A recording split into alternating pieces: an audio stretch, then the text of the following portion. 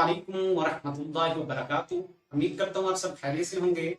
सबसे पहले अपने तमाम दोस्तों का अजीज तलबा का अपने चैनल पे वेलकम करता हूँ और खुसूसन उन तमाम दोस्तों अजीज तलबा का दिल से शुक्रिया अदा करता हूँ जिन्होंने मेरे चैनल को सब्सक्राइब किया और मेरे साथ ताउन कर रहे हैं।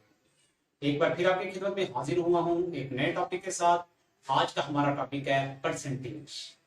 जी, बहुत ही अहम टॉपिक है तमाम स्टूडेंट्स के लिए। आज इस वीडियो को एंड तक डार्क में जरूर देखिएगा। जो इस वीडियो को देख लेगा इंशाल्लाह उसको कभी परसेंटेज से रिलेटेड परेशानी का सामना नहीं करना पड़ेगा। तो आइए हम अपने टॉपिक को शुरू करते हैं। आपको पता होना चाहिए वो क्या है कि परसेंटेज बनाना और परसेंटेज निकालना ये अलग अलग चीजें हैं, याद रखिएगा। परसेंटेज बनाने के लिए 100 से मल्टीप्लाई करवाया जाता है, परसेंटेज जब निकाली जाती है तो 100 से डिवाइड किया जाता है। तो हम पहले बात करेंगे परसेंटेज बनाई कैसे जाती है। आइए हम पहले बेसिक फार्मूला लिखते हैं और फिर आपको कुछ एग्जांपल सॉल्व करके दिखाते हैं। तो हमारे पास परसेंटेज बनाने के लिए जो फार्मूला है वो हमारे पास ये है, percentage is equal to obtain marks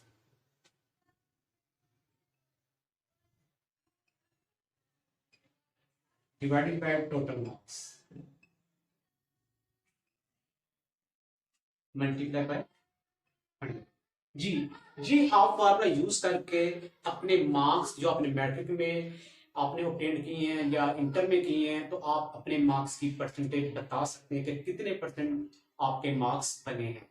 तो मान लिया कि आपके मार्क्स 800 हैं तो आप अगर उसकी परसेंटेज बताना चाहते हैं कि परसेंटेज कितनी बनी है तो उसको हम फॉलो करेंगे। आपके पास अगर ऑब्टेन मार्क्स आपने जो ऑब्टेन मार्क्स किए हैं वो आपके पास 800 है और टोटल जो मार्क्स हैं वो आपके पास 1100 है। मल्टीप्लाई अगर 100 करेंगे तो हमारे पास यहाँ पे ये दो सिफर से कट जाएंगे और ऊपर आ जाएगा 800/11। अगर इसको डिवाइड किया जाए तो हमारे पास तकरीबन बनेगी 72.7 जो कि तकरीबन अप्रॉक्सीमेटली 73% के इक्वल है।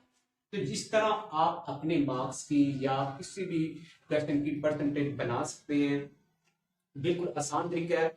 आपको अगर फार्मूला याद है तो आप इस फार्मूले को फॉलो करते हुए अपने मार्क्स की परसेंटेज परसेंटेज किसी भी नंबर की कैसे निकाल सकते हैं। यानी कि अगर आपसे कभी क्वेश्चन किया जा सकता है कि 10 का 5% क्या होगा, 20 का 30% क्या होगा, 5 का 50% क्या होगा, तो इस तरह के क्वेश्चन को आप सॉल्व कैसे करेंगे। मानिए कि हमारे पास है 50% ऑफ 80,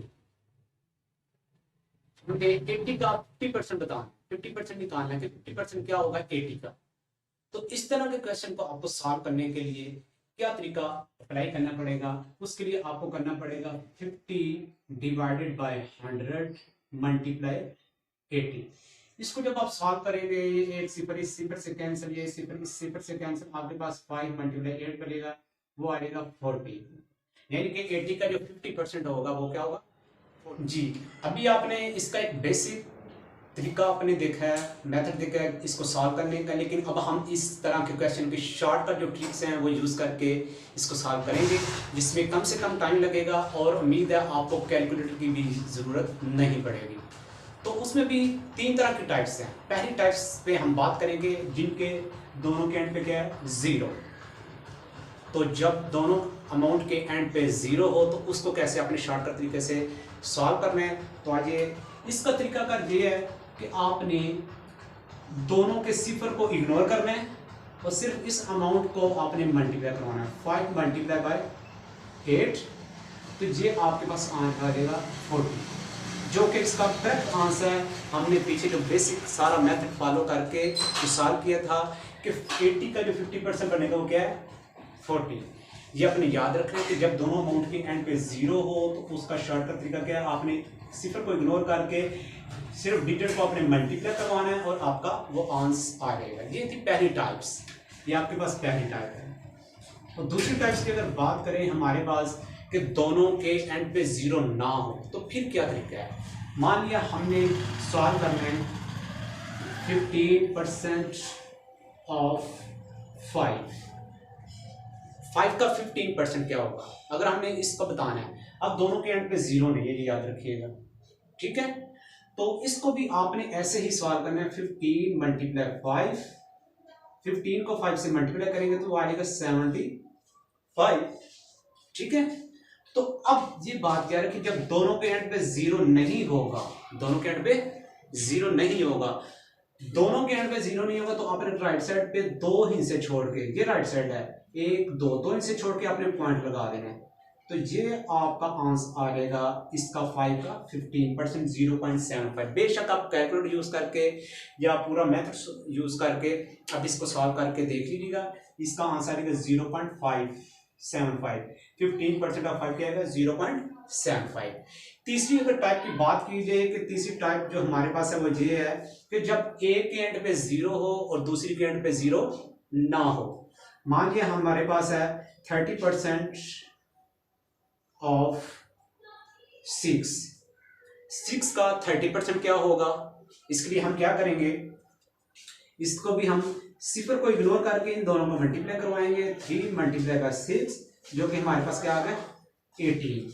अब आप ये देखिए कि एक के साथ जीरो है, एक के साथ नहीं। जब एक के साथ जीरो नहीं है तो अब आपने एक हिस्सा राइट साइड से एक हिस्सा छोड़ के पॉइंट लगा देना है, जो कि आपके पास करेक्ट आंसर आएगा 1.8। 6 का जो 30% बनेगा वो क्या आएगा 1.8।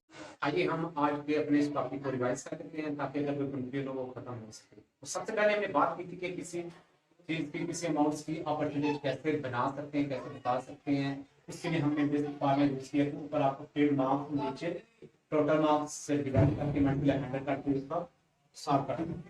यहाँ पे सबसे अहम बात ज्यादा जरूरी है वो ये है कि जरूरी है कि मार्क्स की परसेंटेज निकाली जा सकती है। यहाँ पे कुछ भी किसी तरह का भी क्वेश्चन हो सकता है। मिसाल के तौर पे अगर कोई आदमी कारोबार करता है, उसकी मंथली जो इनकम है वो 50,000 है और मंथली जो इनकम में से वो पूरे मंथ में जो खर्च कर रहा है वो कर दिया 35,000 है या 30,000 है। अब अगर वो बताना चाह रहा है, फाइंड करना चाह रहा है वो अपनी सैलरी का, कुल आमदन का कितने % वो खर्च कर रहा है, इस तरह के भी अगर क्वेश्चन को आप सॉल्व करने चाहते हैं तो उसके लिए भी आपको इसी मेथड को फॉलो करना है। इसके बाद हमने बात की थी कि किसी अमाउंट की आपने कितनी भी परसेंटेज निकालनी है, 10% निकालनी है, 30, 50, 60, कितनी भी आपने परसेंटेज निकालनी है, उसके लिए क्या तरीका का अख्तियार करेंगे। पहले हमने बेसिक मेथड पढ़ा था कि दोनों अमाउंट्स को मल्टीप्लाई करके 100 से डिवाइड करेंगे। इसके बाद हमने 3 टाइप्स पढ़ी हैं जिसमें हम शॉर्टकट ट्रिक्स यूज करके सॉल्व कर सकते हैं। इसमें सबसे पहले हमने बात की थी दोनों के अगर जीरो हो तो सिंपल आपने इग्नोर करके जीरो को बाकी अमाउंट को मल्टीप्लाई करना, आंसर आएगा। दूसरे नंबर पे हमने पढ़ा था कि सिंपल अमाउंट को मल्टीप्लाई करना है, दोनों के अंदर जीरो नहीं है तो दो हिस्से आपने राइट साइड से छोड़ के पॉइंट लगा देना, आपका आंसर आएगा। इस तरह का पढ़ा है कि ए के आगे अगर जीरो है आपने जीरो को इग्नोर करना है, बाकी दो को मल्टीप्लाई करवाना है।